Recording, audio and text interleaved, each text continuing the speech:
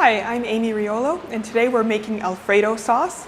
The ingredients that we're going to use are 1/4 cup of unsalted butter, that's 1/2 of a regular stick of butter, 1 cup of heavy cream, 3/4 cup of Parmigiano Reggiano cheese that's been grated, a few shakes of freshly ground pepper, and a handful of freshly chopped flat leaf Italian parsley. So to get started, the first thing that we're going to do is to melt our butter and cream together. This is, again, unsalted butter. It's very good to use unsalted butter when you're cooking because it allows you to control the amount of salt that you put into the recipe instead of already starting out with a salted product. And in this Alfredo sauce, since we're using the Parmigiano cheese, that already has a lot of salt in it. So we don't need to add more salt in with the butter.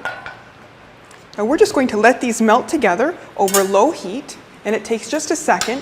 You'll be amazed at how quick and easy this sauce is. It only takes 5 ingredients, and it's made in less time than it takes to boil pasta. So if you're making this with your pasta, of course the traditional pasta for Alfredo sauce is fettuccine, but you could also use a spinach pasta. Little spinach fusilli tastes very good with Alfredo sauce. And all that you have to do is get your pasta water boiling, add your pasta, make it, and right after you add your pasta, you start making the sauce because it's going to be ready that quick. So on those nights when you want to maybe order out or do, takeout or something like that, this is much easier. It's very quick and it's much less expensive than a restaurant meal. So now you can see how our cream and our butter are just melting together very, very nicely.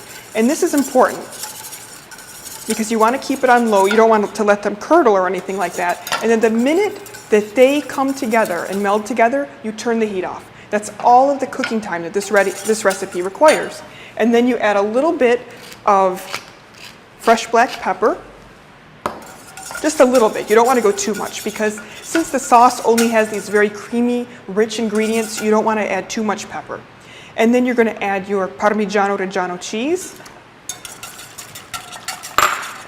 And then you just whisk them in together. And the cheese is what gives the sauce its body, and it kind of holds it together.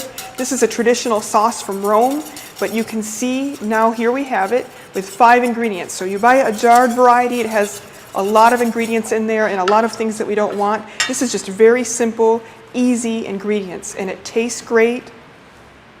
It's very delicious, and you can have this kind of thing anytime you want because it's so easy to make. Now you can make a lot of other recipes with it. You can add different things in with the Alfredo sauce. Like, of course, it's very common in the United States, people add chicken or tomatoes or things like that. But this is just the basic recipe that you have. And you make this. This is not a good recipe to make in advance. This is a great recipe to just serve as you have it. So here is our homemade Alfredo sauce. And when we come back, we're going to be making homemade basil pesto.